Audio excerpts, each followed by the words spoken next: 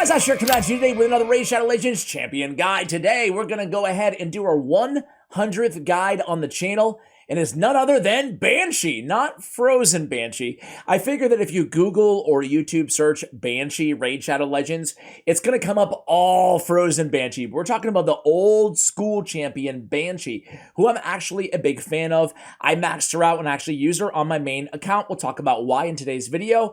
Hot Boy True says, can you do Banshee, Diabolist, or Duck the Pierced? Well, we've done Duck the Pierced.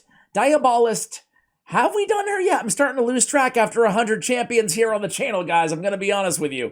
But either way, today, Banshee. Why is Banshee noteworthy? So she's an Undead Horde champion.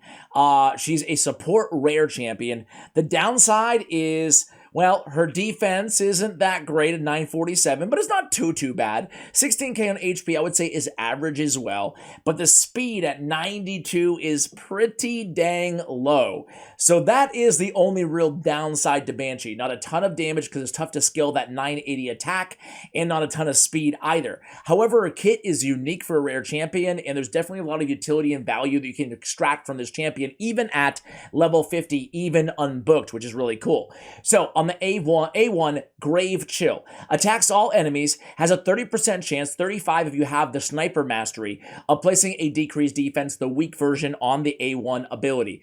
On the A2, Cursed Touch. Attacks all enemies, again, has a 65% chance of removing a random buff from each target. This is on a 2-turn cooldown. She has a great ability here of a 2-turn cooldown AoE, and obviously an AoE on the A1 as well. Now, sometimes on Death Ray, her A3 ability, I just shut it off. In other times, I will use this because it's more control in her kit. Attacks 2 times at random on a 3-turn cooldown. Each hit has a 50% chance of placing block active skills, which is a really good debuff. However, the downside is, again, it's at random, and it's a 50% shot, not a 100% shot. So a lot of times, as I mentioned, in a control fashion, like I'm going to be playing her in today's video, I'll just shut off the Death Ray ability. If it was an AoE, I would definitely use it. It's not, though. So why is she so good? Let's talk about the A1, right? Attacks all enemies with a decreased defense. To me, she's like, and this is kind of a stretch, right? We're talking about a rare and a farmable rare versus a legendary champion, right? It's kind of like a little mini version of RAE, right? RAE has an AoE on her A1 with a 50% chance of placing the big version of defense. And then she has an AoE on her A2 as well. So you can see the similarities. Not as much damage, certainly, and not as good base stats. And not to mention another AoE on the A3. So she's not a legendary champion, far from it, but she does have that decreased defense on the A1. So a control debuffer. Oftentimes, we're talking about rare champions, especially in a control fashion in a stun set. We're lacking a debuffer, right? Unless we have like War Maiden or Fleshmonger or somebody kind of unorthodox in a stun set, or taking up a non-stun set on our team, on our control team. It's a lot to ask. When you have Banshee there, at least you have somebody with the capabilities of placing some decreased defense on the enemy team. Not to mention, she's really good at control. So let's go ahead and take a look at how I have her built. Then we're going to go into the most difficult secret room in all of Doom Tower. So hopefully I have her used somewhat recently. Oh yeah, I do.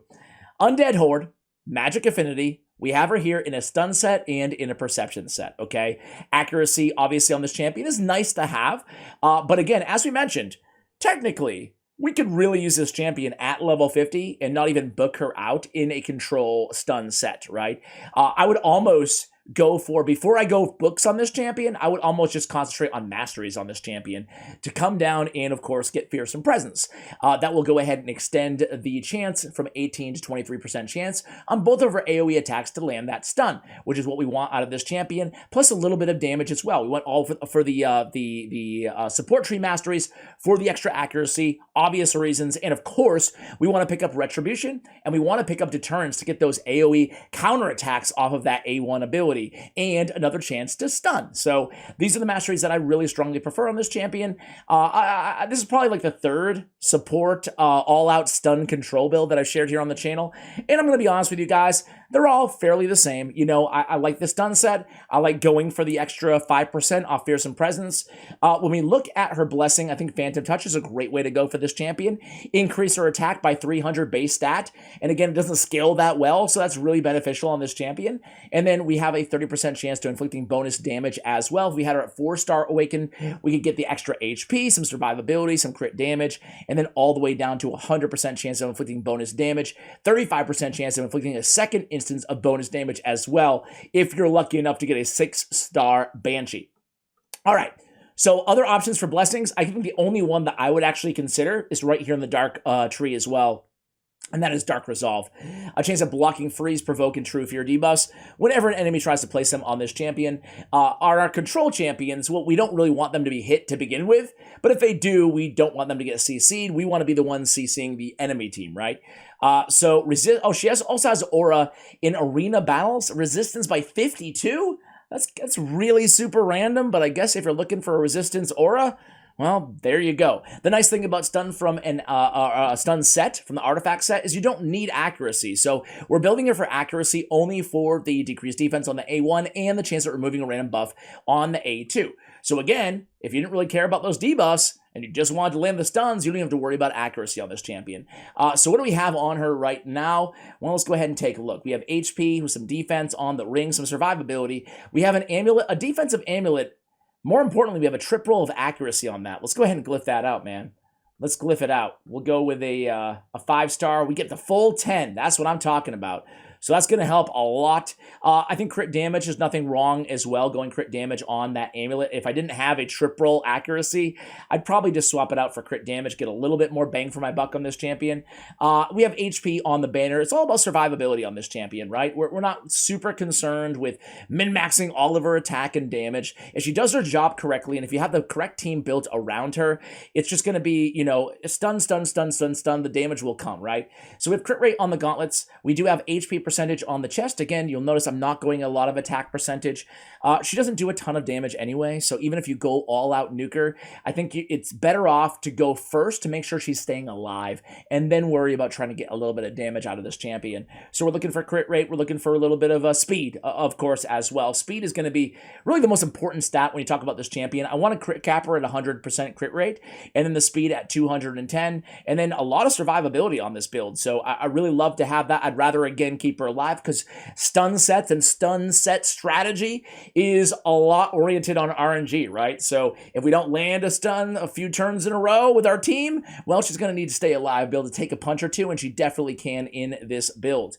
All right, you don't have to have her, by the way, this tanky either. 2,700 on the defense, 60k on the HP. That's going to be great for the final secret room on Doom Tower Hard, Secret Room 12.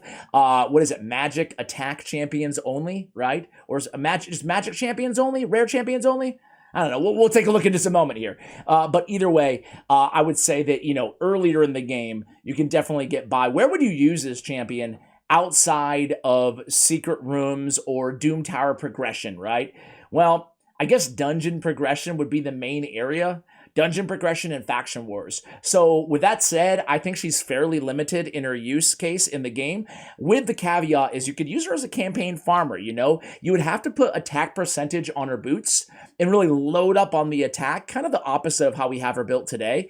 And I would go with Helm Smasher as a mastery and just, you know, or Flawless Execution for the extra crit damage. And you could use her as a viable campaign farmer. You could shut off that A3, AoE on every single attack, and that's another option for this champion. So I guess that would be another thing. Faction Wars, Endgame, Doom Tower Hard Rooms, and Campaign Farmer if you really, you know, go all out on the attack and crit damage, because again, it's not going to scale as well as a lot of other options out there, including an uncommon in Saurus. Anyway, Secret Room 12, Rare Magic Champions only. So this is the lineup, guys. This is the lineup. Banshee is going to be a key here on this team. We're going to go Executioner, who's one of my favorites. He brings defense in all battles as well. We're going to go with Banshee. We're going to go with Aethel. We're going to go with Elhain. And we're going to go with, Diabolist. Diabolist. I think that's the way to go. All right, so I think I have everybody in a stun set. I hope I have everybody in a stun set. We're going to see if we can RNG our way through here. Valley of Death from Elhain. We land 2 stuns. That's what it's all about. So here comes our girl. We're going to just go ahead and open up with the A1 actually to try to land that decreased defense. And we do. We land a, 1 decreased defense. Hey, better than none, right? By the way, I didn't cover it, but Harvest of Despair will land the leeches as well. So Harvest of Despair Mastery is going to be, I think, essential anytime that you're going for Fearsome Presence on the defense tree. You're there anyway, right? And again, 60% chance of landing a leech when we're landing a stun. So let's go ahead and do the A2. This is going to be an AoE attack with increased speed on all allies. You can see that we get the stun there as well. We're going to come in with Divine Blades, get a little bit more damage here, and then Executioner is going to come in here with, I guess we'll go ahead and use the A3 since everybody is stunned anyway. Come back in here in the A2 on Elhain, and you see what I'm talking about here, guys? So let's compare the damage of the A2 versus the A1 here, right? So this is the A2. Like 2,000 to 3,000 damage. Nothing too crazy there. And now, let's check out the A1 and see how much worse it is, right? 2 to 3,000 damage. These are level 295 mobs. They get a lot of stats. It's tough to kill these dudes. I'm only level 60, man. That's not fair. All right, here's the A1. Boom. So not too much left.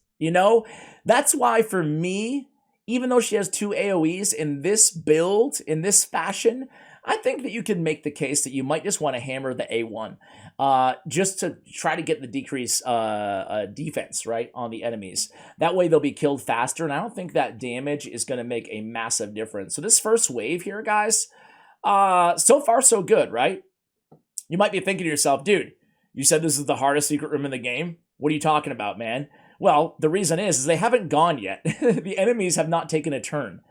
You can see my team is 100% healthy, and that's because I have literally every single one of these champions in a stun set. None of them are built, and this is a common misconception, I feel like. None of these champions are built to be like all-out damage dealers. Aethel is actually doing a pretty good job there in terms of damage. But none of them are built to be all-out nukers, right? Let's go with the A2 here just to see again. Yeah. Nothing too crazy. They're not, and the strategy here is what we want to do is now that we have everybody kind of low in terms of their overall health, we just want to A1 cycle our way out of this first wave and have everything fresh off cooldown when we get to the second wave. And that's pretty much it. I mean, it's the oldest strategy in the books in Raid Shadow Legends, but I feel like it's one where Banshee truly does excel at, guys, and it's definitely a champion that I do not regret building. I love having, again, it's only a small chance at landing, but, it's our only chance on this team of landing the decreased defense on that A1 ability, and just being reliable on the AoE on the A1 is going to be very, very helpful. It's going to give us a shot at stunning everybody every single turn. You can put her in the same category as like a Soulbond Bowyer or an Abyssal, another rare champions that have AoEs on their A1. There's not that many of them out there, so that's why she's special, yet another reason.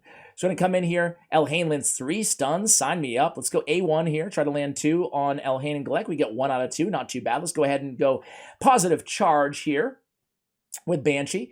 Come back around again, Divine Blades. You guys may notice that I'm prioritizing going in with, I'm not using Elhain's self-buffing ability, right? I'm not using it first. Instead, I'm using her AoE, Divine Blades, first. That's because I want to use that self-buffing ability, sure, to land the buffs, of course, on the champion, but more importantly, I want to go ahead and reduce the cooldown of that A2. So I want to use the higher blessing after we use. That way, Divine Blades is now going to be available to us on the very next turn from here, right? So you saw that we got hit once in this wave.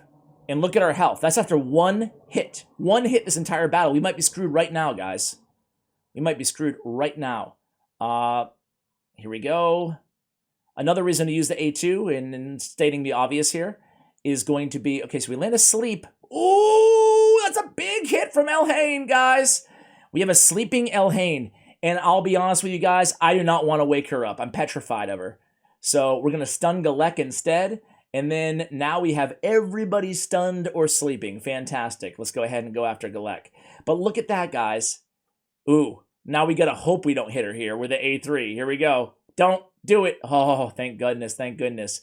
And again, it kind of came back to bite us. Are she ever going to wake up, or what the heck is going on here, man? Okay, finally, she's woken up. Let's just go A1 into her. Now we can start AoEing again, and we can try to get everybody on that stun. So we land one there. This Elhain, she could be the end of me here. She could be the end of me. We need both of these champions stunned. I'm actually going to come in. No, I'm going to go A2, try to get that increased speed up. Let's not be silly here. Come on. Come on. Okay, we get the stun on both of them. All right, all right, all right. Here we go. All right. So this wave is complete, guys. Might not seem like it, but it's complete. What we're going to do is always target the mob that is not stunned first, obviously. And then we're going to go after the mob with the highest turn meter. So now she's stunned. We're going to go for the mob with the highest turn meter now. I think it's actually this dude in the back. Is that Galek? I can't even see. Can't even see what's going on over there. But it looks like it is. Okay. So now at this point, we're going to use the A3 positive charge. We're going to come in here. Let's just go one more Valley of Death on Elhain. We're looking good here. I don't think I need to go with the AoE on Aethel just now. We're just going to keep A1ing. We land another. You love to see it. Let's go. Okay, the death ray damage isn't too... I was just doing a damage test on the A3. It's not too bad. It's not too great. All right, let's just go ahead and hammer away at Elhain here and then pick him off one at a time. We'll go into the third wave and we'll get this done. Hopefully you guys don't mind chilling with me a little bit. Normally I would just cut this out, but this is the whole point of this sort of a build, right? And of course you can utilize this in the same way, the same kind of methodology here of all-out stun, regardless pretty much of where you're at, where you're going to be using a champion like Banshee. All right, here we go. Third wave. We got hit, what, one time, and it almost just wiped the entire team, or two times. Here we go again. Only one left unstunned. Come on. Come on. Get a stun right there. We need it. We need it. Ugh. We did reduce turn meter, though. Here we go again. Come on. Come on, dude. Get it. Okay. That's great. Who cares? They attacked my tankiest champion and Executioner. Executioner, out of all these champions, the only one that is defense-based, and he's an absolute tank, you know? So, hey, fine by me. You want to keep attacking me? Let's put counterattack up. That might actually deter the attack, so we'll see what happens here. But things are looking pretty good. Let's go in with an A2 this time. Did land decreased defense on a few of those mobs. The weak version of debuffs took me... Oops, I missed. We have a unstunned full turn meter. Unstunned full turn meter alert. Okay, stun is in place. We're all good.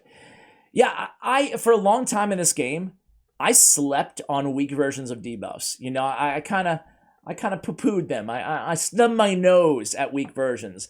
And then I realized just how many, times in the game that a weak version is better than no version. You know, in an area like this, for example, there's not that many rare debuffers out there, especially magic. It's only Fleshmonger in rare, I want to say, in terms of a reliable 75% AoE.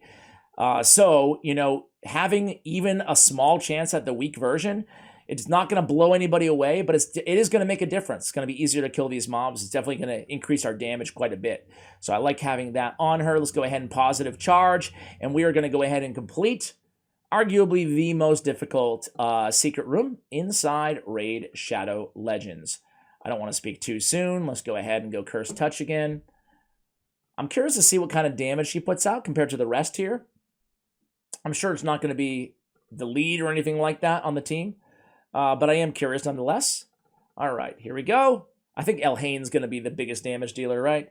Executioner or Elhain, if I can speak. All right, here we go. Let's see. Executioner 511, Banshee 273, Aethel 456, Elhain 555, a Diabolus 130. So again here, Banshee's bringing about half the damage you can expect from the traditional nukers on the squad. Phantom Touch does help as well. I saw that proc quite a bit in this battle. And most importantly though, she's bringing in some control. So the stun set, of course, the stun on every single turn that we use her for, which you can't say about Executioner, Aethel, and Elhain. They do have to cycle back to their A1s, which are single target abilities. So overall, definitely a serviceable progression control champion, guys. I hope you enjoyed today's guide. If you do want to see a guide on anybody else that we use, I think that Aethel, Elhain, and Executioner are already up on the channel, and we'll do Diabolus soon. Thank you for watching, and as always, take care, guys.